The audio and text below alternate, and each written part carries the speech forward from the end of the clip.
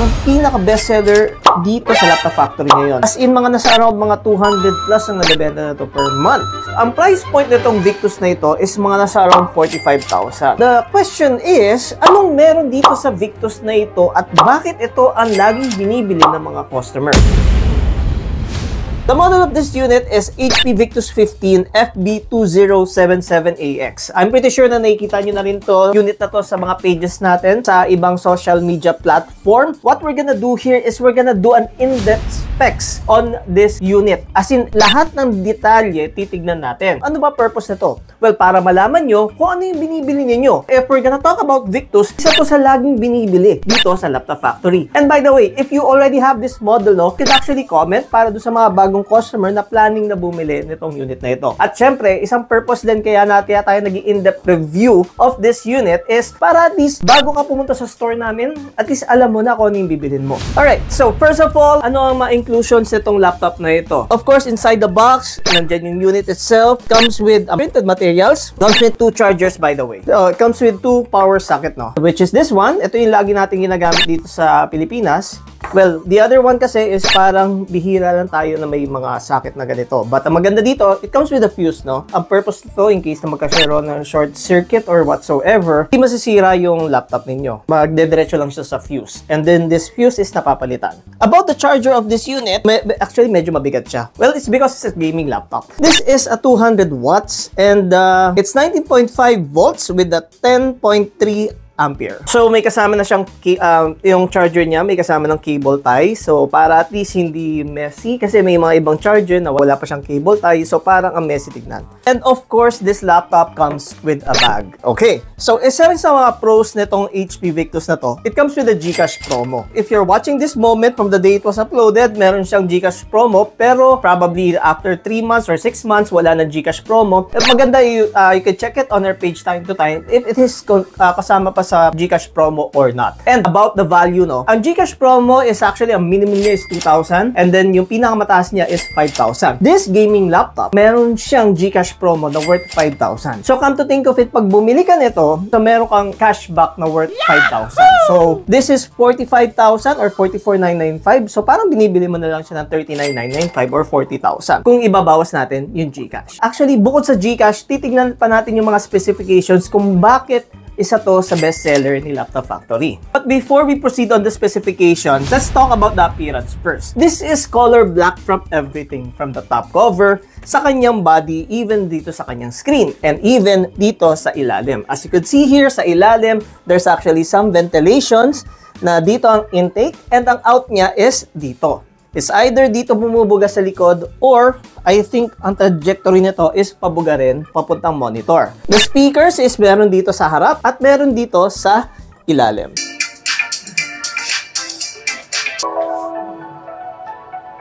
Okay. So, hindi ito yung speakers. Hindi ito ang speakers niya. Ang speakers niya ay nasa ilalim, which is this one, left and right. About sa volume, hindi siya sobrang lakas, pero hindi siya sobrang hina. I will actually rate it above average yung sound quality niya. Now, about the dimension of this HP Victus. Okay, first of all, let's talk about the depth. That is 14-inch. The width is 10-inch, while the height of this unit is 1.1 inch. The weight of this HP Victus, 2.3 kg, but with the charger, kulang 3 kg. That's 2.9 kg with the charger. Of course, check na rin natin yung kanyang dimension about the screen. The screen size of this laptop is, the screen dimension is 15.6 inch, while the tracking pad size is 6 inch. The tracking pad size is 6 inch and this is a 15.6 inch meaning alphanumeric keyboard. So it comes with a numpad. This is a white backlit keyboard. I tried to customize the color of the keyboard using its software. Hindi ko na-edit but we're gonna go to the software later. And then it comes with a sticker of an AMD Ryzen 5 and the G4 RTX and 144Hz refresh rate. Now, let's talk about the ports of this HP Victus. Dito, ang power socket niya, meron din ditong USB port Type A, audio combo jack, and we have here the SD card. While on the other side of this HP Victus, we have here the Type C, an Ethernet cable, one USB Type-A, and an HDMI cable. Sa likod niya, walang saksakan, but you can see there the Victus logo. Even here sa kanyang gilid, no, may makita kang 05. I-clarify na muna natin. May iba't ibang model ang gaming laptop ni HP. We have, for the budget gaming, dyan pumapasok si Victus. But if you're looking for an high-end gaming, dyan papasok si HP Omen. Si Omen mas pricey, but it is more premium, wherein na mas okay yung mga quality, mas maganda yung mga materials, pero hindi ko naman sinabing cheap materials ang gawa dito. Because 45,000 is still 45,000. Well, with the Gcash 40,000, syempre, medyo mahal pa rin ang 40,000 compared to a regular laptop. Yung presyo na to na 45,000, this is the cash price here in Laptop Factory. Ngayon, pag bibili nyo to sa iba, I think the SRP of this unit is still mga nasa around 50,000 and above. Meron din siyang sticker dito sa gilid, no? HP support with the QR code. I'm pretty sure that if you go to this QR code, check mo dito yung technical, yung warranty. And then dito ka rin pwede mag-update ng mga drivers mo and to register or sign in to HP support. And by the way, about HP support, of course, every products of HP comes with a warranty. Okay, this laptop comes with a 1-week replacement and a 2 years warranty. Typing feel on this laptop is medyo okay naman. Hindi naman mahirap mag-type dito. And since this is an alphanumeric keyboard, ang maganda sa may numpad, of course, for example, for accounting or whatsoever, mas madali ka mag-ano ng numbers. Kasi mga 14-inch laptops, wala ng numpad. Sinabi ko kanina, ang price point na to is mga nasa 45,000, but with the Gcash, mga 40,000. Pero kahit ganun ang presyo niya, maraming bumibili nito. It's because of the, aside from the Gcash, it's because of the specifications. Now, let's talk about the specifications of this HP Victus. So the processor of this HP Victus is AMD Ryzen 5 8000 series, that is 8645HS. 6 cores, 12 threads. This is 45 watts TDP with a base boost of 4.3 GHz while the turbo boost is 5 GHz. We are gonna compare this to Intel, no? Ang pinaka-closest na processor na katapat nito is an i5 13 Gen 500HX. Wherein, actually, mas mataas pa yung Ryzen 5 8000 series compared sa i5 13 Gen. We're talking about gaming processor here. Kasi merong i5 13 Gen na U, meron din Ryzen 5 na 8000 na U, but we're talking about HX, which means H is high processor. Gaming laptop kasi, of course, they have higher processor, but comparing to the both processors, mas mataas pa si Ryzen 5 compared kay i5. The memory of this laptop is 16 GB. Mamaya babaklasin natin to. I-check natin kung upgradable pa ang unit na ito. The storage of this Victus is already 512 SSD. Isa rin sa pros itong HP Victus na to. This laptop comes with a Microsoft Office. Meron kasing mga ibang gaming laptops na as in para mabenta nila na mura, nagtatanggal sila ng feature wherein kasama doon yung Microsoft Office. But this one, they still intact na kasama yung Microsoft Office lifetime. Sa Full HD, and this is, of course, an IPS display. Gaming laptop, dapat talaga maganda ang display niya. Since this is a gaming laptop, the refresh rate is 144 Hz. Of course, the higher the Hertz, mas less yung screen tearing. So, isa sa mga reasons kaya binibili itong laptop na to, it's because of its video card. Of course, it comes with two video card. The integrated, which is an AMD Radeon graphics, and then the dedicated is NVIDIA GeForce RTX 3050. Yung mga RTX 3050 is a 4 GB dedicated. But dito, sa laptop na ito, yung RTX 3050 niya is a 6 GB dedicated. Mga 6 GB dedicated lang na mga video card is an RTX 3060 and an RTX 4050. About a comparison, syempre, mas mataas yung video card na RTX 3060 and 4050 compared sa RTX 3050. Pero pareha silang 6 GB dedicated. Pero by means of pricing, syempre, mas mahal si RTX 3060 and si RTX 4050. Wherein, mas mura si RTX 3050 na this one is already a 6 GB dedicated. Let me just clarify that, no? Parang binibili mo na tong laptop na to na naka 6 GB dedicated. Na ang presyo mo lang is pang RTX 3050. Not a price of 3060 or a 4050, which is mas mahal. Uulitin ko, yes, mas malakas ang 3060 and 4050. Pero, mas mura nyo makukuha tong 3050. Wherein na pares naman sila lahat na 6 GB dedicated. And by the way, this comes with an HP Omen Gaming Hub. Ito yung ginagamit na software wherein you can customize or maximize or optimize your laptop. Dito, may kita nyo dito yung CPU, GPU, and RAM usage ninyo. You can optimize the backlit keyboard of your laptop here, but of course, the lights of this keyboard is only one color, hindi siya customizable. This software kasi, nakita ko na tong software na to sa mga iba't ibang mga gaming laptops nila. So, this is the chassis of this HP Victus. Of course, it's plastic. Pag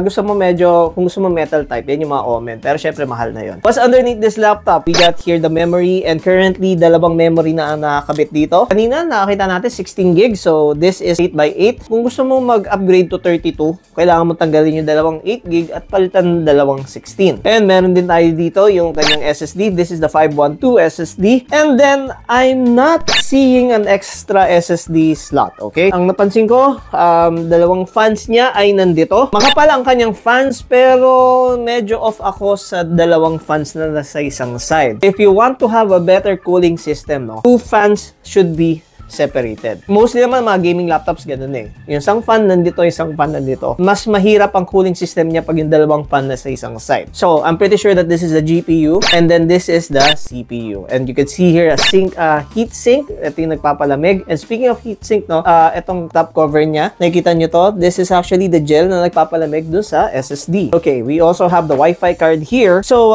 the speakers, the left and the right, and we got the battery. Now, let's proceed with the pros and cons of this laptop. So, isa sa mga cons na napansin ko sa gaming laptop pero hindi na upgradable ang kanyang memory because two memory slots are already occupied na parehas 8 GB. Ginawa nila sanang isang 16 GB and then isang vacant. So, ganun din sa SSD, wala siyang extra M.2, only one M.2 at nandun na yung 512 SSD. So, isang cons din na napansin ko dito, no? It's actually medyo may pagka fingerprint siya, yung parang fingerprint magnet na tignan nyo, nakikita nyo yung mga thumbs ko dito. So, I think kailangan nyo siya punasan from time to time. That's one cons that I noticed. Now, and then napansin ko rin dito kasi sa kanyang keyboard, no, yung power button niya is nandito sa loob ng mga keyboard. Wherein yung mga ibang power button kasi is on the top right corner or nasa gilid ng laptop. Well, this one is katabi ng delete or backspace. As you can see here, I'm pressing the power button now. Hindi naman siya namamatay. It's just that baka yung backspace matagal mo nang hinuhold, yung pala hindi pala nagba-backspace, yung pala power button na pala yung hinuhold mo. Probably that's just one cons on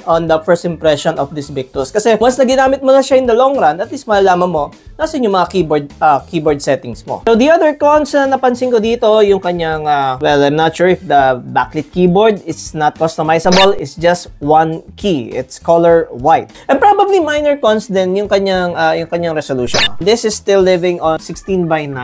We're in nasa technology na tayo ng aspect ratio na 16:10, which is 1920 by 1200. This is still 1920 by 1080. Or probably, preference ng customer. Kung gusto nila ng ganun, 16:9 or gusto nila ng 16:10. That's all the cons that I'm seeing right now, but kung meron ka napapansin na cons, huwag kang mahiya, i-message mo yan dito para at least alam ng customer yung binibili nila. Dito sa YouTube natin, of course, we want to be transparent with you. Kung ano yung pangit sa laptop na yan, sasabihin natin yung pangit dyan. Pero kung ano yung maganda sa laptop, sasabihin din naman natin yung maganda sa laptop na ito. Now, let's proceed with the pros of this HP Victus. Number 1, it comes with a GCash promo. Now, normally, ang mga GCash, ang pinaka-minimum niyan is mga nasa 1,500, 2,000, 3,000. But this one, ang GCash promo nito is 5,000. Pero, meron lang tong limited duration or may time frame lang ito. Currently, ang ginagawa ni HP is they're extending their GCash promo. So, probably, if you're watching the video as we just recently uploaded, yes, meron siyang GCash promo, pero baka probably after 1 year or 2 years, baka wala na yung GCash promo. So, grab the opportunity habang may promo pa ito. Okay, so the other pros on this laptop is yung kanyang processor, no? It's a Ryzen 5 8000 series wherein na mas mataas siya ng onti lang naman sa i5 na 13th gen. Yung mga gaming laptop na i5 13th gen H, nagpa-price point yan ng mga 50,000 and above. But this one is, since Ryzen, medyo mas mababa. Yun din ang napansin ko sa mga processors ngayon, no, ang Intel medyo mas mahal siya ng onte compared sa Ryzen. Hindi ko naman sinasabing pangit ang Intel, it's just that price conscious. If you're doing your research or if you're doing your homework, mapapansin nyo na mas mura ngayon ng mga Ryzen series compared sa Intel. Another pros on this laptop, yung kanyang video card. Ang video card nito is 3050, but that's a 6 gig dedicated. Ang presyo na binibenta namin dito is ang presyong 3050, hindi yung presyong 6 gig dedicated. Ang mga presyo ng mga 4050 na 6 gig dedicated and yung mga 3060 na 6 gig dedicated, that's mga nasa 50 to 60,000 and above. Pero dito, 3050 siya. This one is RTX 3050 pero 6 gig dedicated naman. Isa yun sa selling point nitong unit na ito. And probably isa rin sa mga pros ng unit na ito, it comes with a Microsoft Office Lifetime. Kasi may mga bestseller na gaming laptop kami na sa ibang brands, pero wala na silang Microsoft Office. Probably some of you walang pakialam sa Microsoft Office kasi alam niyo naman saan download, diba? Tayo pa ba? Kung saan tayo magda-download? Hindi na tayo mahiya. Pero syempre, of course, if you want to be legit, this Microsoft Office is lifetime. So, hindi mo na problemahin ang monthly subscription or yearly subscription like a Microsoft Office 365. This is Microsoft Office 2021. It comes with less features compared to a 365, pero it still does the job. Meron pa rin siyang Word, meron pa rin siyang PowerPoint, lahat ng mga basic stuff ng Microsoft Office na dito.